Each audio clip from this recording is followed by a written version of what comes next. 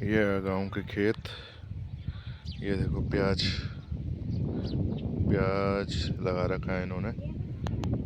और ये है लकड़ियाँ और ये है घास। ठीक है। और इस तरीके से जो है पहाड़ों में खेती होती है। स्टेप बाय स्टेप वाले खेत होते हैं, जैसे सीढ़ियाँदार खेत जिसको बोलते हैं। यहाँ पे ऐसे प्लेन्स वाली खेती जैसे नहीं होते, जैसे लंबी लंबी खेतियाँ होती हैं ना, दूर दूर तक जो है। तो यहाँ पे ऐसा नहीं होता। यहाँ पे ऐसा है कि नदी के जो पार वाला गांव है वो कोई अलग गांव है, नदी के इधर का गांव कोई और गांव है। और जैसे दो पहाड़ों के बीच की जो धारा होती है, उसके जो उधर वाले साइड का जो गांव होता है वो अलग गांव होता है, जो इधर का गांव होता है वो अलग होता है। तो सबकी खेती उस हिसाब से डिवाइड रहती है। अब जैसे अगर मैं बात करूं, वो जो सामने आपको दिख रहा होगा नदी के उस वाले साइड में जो घर दिख रहे हैं आपको, तो वो जो घर हैं वो ये दोनों गांव एक ही है, लेकिन दोनों गांव के नाम अलग अलग हैं। ठीक है। तो जो उनकी खेती होती है, उनकी खेती आपको नीचे नदी की तरफ दिख रही होगी वो। और जो इस वाले गांव की है जहां मैं खड़ा हो रखा हूँ, उसकी खेती ये है इस वाले नदी के इस साइड में।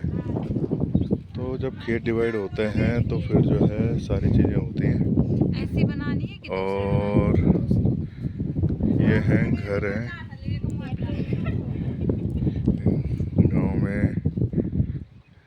अलग अलग चीज़ें आपको देखने को मिलेंगी, अलग अलग जो है लोगों के साथ बातचीत करके बहुत अच्छा लगता है। गांव में भी लोगों ने इतनी सुख सुविधा अपने लिए कर रखी है कि देखो, लोगों के घरों में महंगी से महंगी टाइलें आपको मिल जाएंगी। और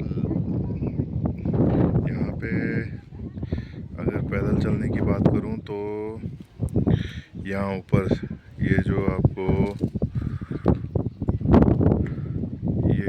ये देखो, वो गाड़ी का एक कोना दिख रहा है आपको, तो वो यहाँ पे ऐसी सुविधा भी है कि गाड़ी आ सकती है गांव में, तो कोई दिक्कत नहीं होती है।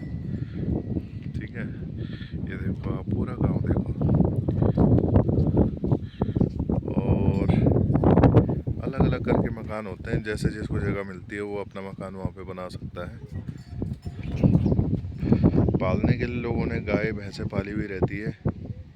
किसी के पास एक भैंस है, किसी के पास 10 भैंस है, किसी के पास 4 भैंस है।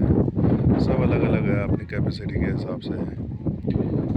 और यहाँ पे ज़्यादातर जो चीज़ें होती हैं वो नेचुरल चीज़ों को यूज़ करके होती है। लकड़ियों का काम होता है, लकड़ियाँ लाते हैं लोग, और आग वाग भी जलाते हैं तो लकड़ी से जलाते हैं।